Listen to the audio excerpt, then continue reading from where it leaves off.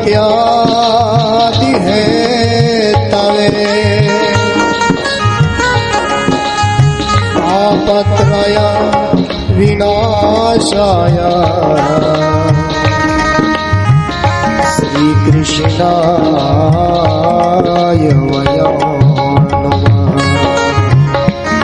भज मन नारायण नारायण नारायण भज मन नारायण नारायण नारायण भज मन नारायण नारायण नारायण भज मन नारायण नारायण नारायण लक्ष्मी नारायण नारायण नारायण ओ लक्ष्मी नारायण नारायण नारायण श्रीमन्नारायण नारायण नारायण ओ श्रीमन्नारायण नारायण नारायण श्रीमन्नारायण नारायण नारायण ओ श्रीमन्नारायण नारायण नारायण श्रीमन्नारायण नारायण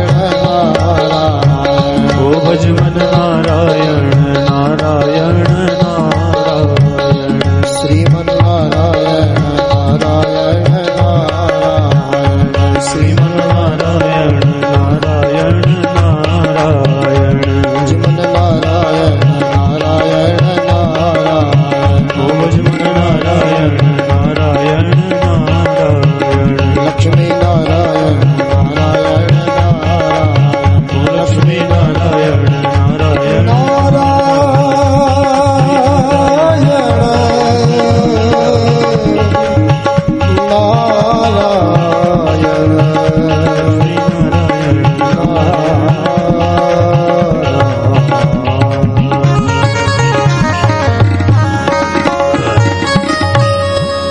बोलिए श्रीमन्नारायण भगवान की जय हो। देखो कथा सुनने वाली चीज है और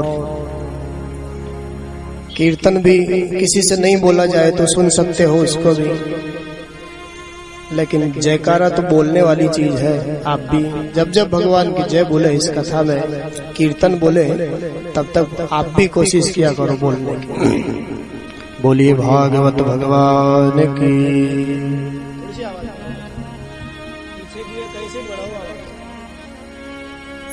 वृंदावन बिहारी लाल की जय जय श्री राधे श्याम।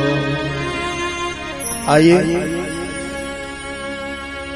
जिस परमात्मा ने ये आनंद का अवसर हमको प्रदान किया है, वो आनंद स्वरूप जो परमात्मा है, बिना प्रभु की कृपा के ऐसे आयोजन हमारे जीवन में संभव नहीं है। हो सकता है कोई समझे कि हमने अपने धन के बल पे ये सब कार्यक्रम किए हैं, ज्ञान के बल पे किए हैं, वो अलग बात है। लेकिन जहां तक अनुभव की बात है, बिना प्रभु की कृपा के, बिना प्रभु की प्रेरणा के ऐसा समय ही, ऐसी समझ ही, ऐसी सोच ही हमारे जीवन में शायद नहीं आ सकती। आज उस परमात्मा को हम सबसे पहले नमन करें जिसकी कृपा से ये आनंद हमारे जीवन में हुआ। उस परम पुरुष परमात्मा सच्चिदानंद परमात्मा को हम प्रणाम करते हैं। सब कैसा उनका स्वरूप है जिस परमात्मा को हम नमस्कार कर रहे हैं। तो भागवत महात्म्य 6 अध्यायों में भागवत के प्रथम में पद्म पुराण से लिया गया है। बड़ा सुंदर स्वरूप और स्वभाव उस परमात्मा का बताया इस श्लोक में। कहा सच्चिदानंद रूपाय विश्वोत्पत्त्यादि हेतवे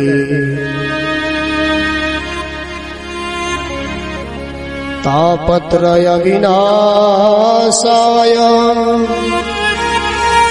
श्री कृष्णाय वयं नुमः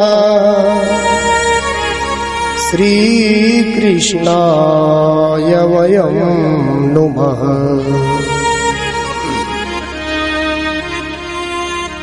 उस परम पुरुष को हम सब नमस्कार करते हैं। कैसा उसका स्वरूप है, पहले स्वरूप के बारे में बताया। बोले सच्चिदानंद उसका स्वरूप है। सच्चिदानंद शब्द के अर्थ में यदि हम जावें, किसे कहते हैं सच्चिदानंद, तो इसमें 3 अलग अलग शब्द निकल करके आते हैं। पहला शब्द है सत, जिसका अर्थ है अविनाशी। उस अविनाशी परमात्मा को हम सब नमस्कार कहते हैं। दूसरा शब्द है चित। चित माने प्रकाश, जिस परमात्मा के पास ज्ञान का प्रकाश है। सारी दुनिया को प्रकाशित करने के लिए उस पूर्ण ब्रह्म परमात्मा को कभी किसी से कोई प्रकाश उधार मांगने की आवश्यकता नहीं पड़ती। वो तो स्वयं तेजोमय है, स्वयं प्रकाशमान है। ऐसे चित स्वरूप परमात्मा को हम नमस्कार करते हैं। और तीसरा जो शब्द है सच्चिदानंद में, वो है आनंद। इसका मतलब वो परमात्मा सत है, अविनाशी है, चित है, ज्ञानमय है, तेजोमय है, प्रकाशवान है और आनंद का स्वरूप भी वो परमात्मा है। आनंद के स्वरूप परमात्मा की हम शरण ग्रहण करेंगे तो हमारे जीवन में जरूर आनंद होगा। हम लोगों ने थोड़ा आनंद का जो अर्थ है ना, वो थोड़े दूसरे ढंग से समझा है। ठंडी ठंडी हवा के कूलर चल रहे हो, मोटे मोटे गद्दे बिछे हो, सारी की सारी सुख सुविधाएं हमारे जीवन में हो, हम उसको आनंद समझते हैं। लेकिन आनंद उसका नाम नहीं है। सुविधाओं से युक्त जीवन जीने का नाम आनंद नहीं है। आनंद का मूर्तिमान स्वरूप परमात्मा है।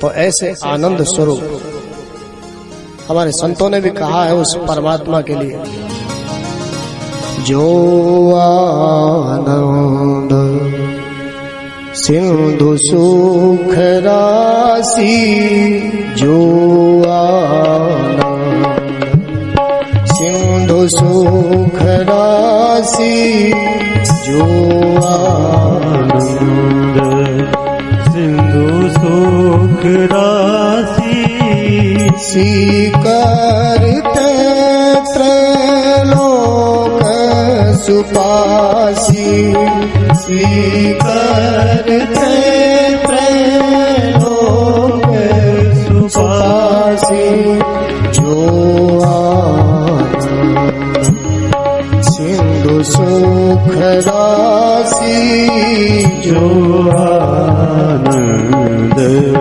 सिंधु सुख राशि, जो आनंद। तो वो परमात्मा, उसका नाम आनंद का स्वरूप है। उस परमात्मा की चर्चा आनंद का स्वरूप है। उस परमात्मा के लिए बिताया गया हमारा जो समय है, वो समय ही आनंद का समय है। धन्य घड़ी जब लग सत्संगा। हमारे जीवन का ये कथा तो कहती है शुभ समय वही समय है जब आप भगवान की कथा कीर्तन में जाकर के बैठो। अपने संसार के घर गृहस्थी के कामों से जितना समय आपके पास में बचता है, सुबह में, शाम में, दोपहर में, जितना समय आप उस परमात्मा के सामने बैठ करके प्रार्थना करते हो, कीर्तन करते हो, उसके नाम को गाते हो, शास्त्र संत तो कहते हैं वही समय आपका शुभ समय है, बाकी सब समय अशुभ है। धन्य घड़ी जब लगी सत्संग। आज वही आनंद का समय हमारे जीवन में आया है। इस कथा के माध्यम से हम पूर्ण आनंद लेने की कोशिश करेंगे, उस परमात्मा के रंग में रंगने की कोशिश इन 7 दिनों में करेंगे। स्वरूप को बताया प्रणाम के साथ फिर कहा जिसको हम प्रणाम कर रहे हैं उस परमात्मा का काम क्या है, तो काम भी बड़ा सुंदर बताया। विश्वोत्पत्त्यादि हेतवे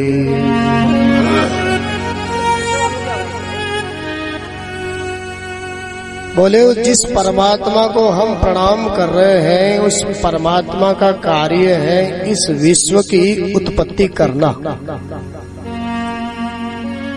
और उत्पत्ति करने के बाद उसका पालन करना।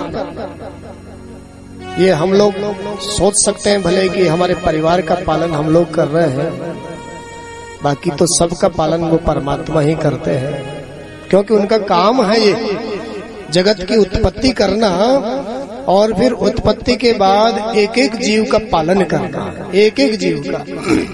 और पालन करने में उस परमात्मा को कोई कठिनाई नहीं होती, हमें तो बहुत कठिनाई होती है। 2-2, 4-4 आदमी के परिवार को चलाने में ऐसा भाव आ जाता कि हम पालन कर रहे हैं इस परिवार का, और बहुत कठिनाई आती है। लेकिन उस परमात्मा को कोई कठिनाई नहीं आती, सारी दुनिया का पालन करने में कोई कठिनाई नहीं आती। हमारे संत शास्त्र कहते हैं वो परमात्मा एक बार मुस्कुरा जाते हैं, वो ईश्वर एक बार मुस्कुरा देता है, उसी से सारे जगत का पालन हो जाता है, केवल मुस्कुराने मात्र से। ऐसा आनंद का सिंधु है वो परमात्मा।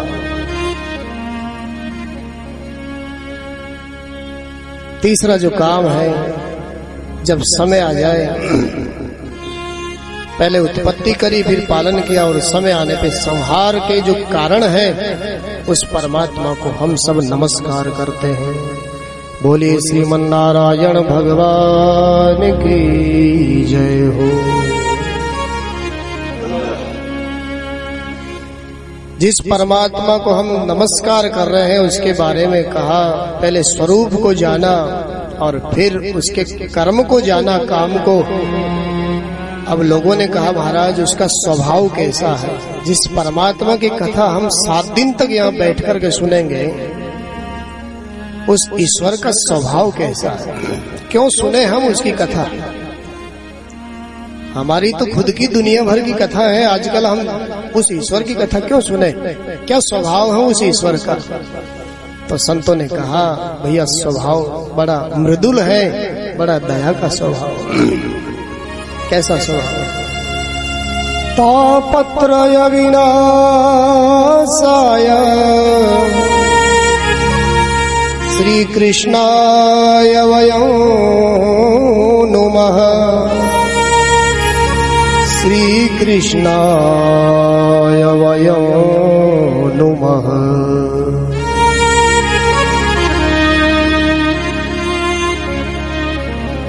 आवाज आ रही है सबके पास, अच्छी आ रही है, ठीक है। स्वभाव कैसा उस परमात्मा। संतों ने कहा भैया स्वभाव की मत पूछो। 3 प्रकार के जो ताप है, दैहिक, दैविक और भौतिक, 3 प्रकार के ताप। जगत का ऐसा कोई जीव बाकी नहीं है जिस पर इन तापों का प्रभाव नहीं हो। सब जानते हैं आप तो। कोई तन दुखी, कोई मन दुखी, कोई धन बिन रहते उदास, थोड़े थोड़े सब दुखी, सुखी राम के दास। दैहिक, दैविक, भौतिक तापा, राम राज्य काहू नहीं व्यापा। 3 प्रकार के जो ताप है, कोई प्राणी इससे बचा हुआ नहीं है जगत में। सीधे शब्दों में हमारे संतों ने हमारे सामने दोहा प्रस्तुत कर दिया। कोई तन दुखी, किसी के पास धन और मन ठीक है तो उसका तन ठीक नहीं है, तरह तरह के रोग उसको घेरे हुए हैं।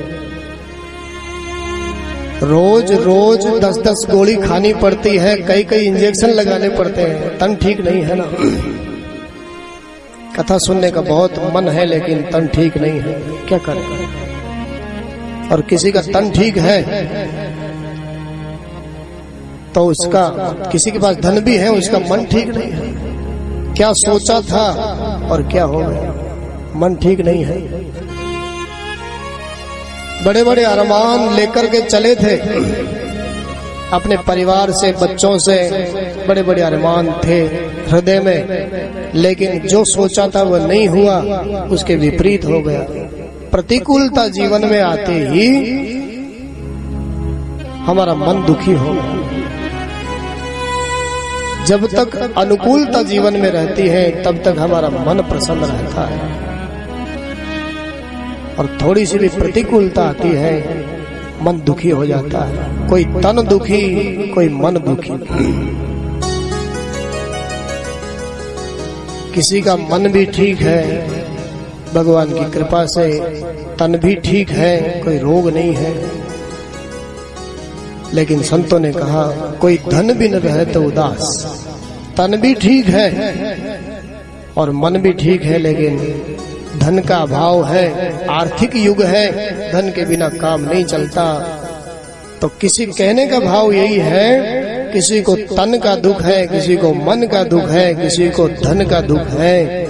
सुखी तो शायद कोई दिखाई नहीं देता, और कहीं दिखाई देता है यदि तो भैया वो भगवान का भक्त ही हो सकता है। बिना भगवान के भक्त के कोई सुखी नहीं दिखता। तो स्वभाव उस परमात्मा का कैसा है, तीनों ही प्रकार के तापों को नाश करने वाला उस परमात्मा का स्वभाव। जो उसकी शरण में हृदय से आएगा उसके तीनों के तीनों ताप संताप नष्ट हो जाएगा।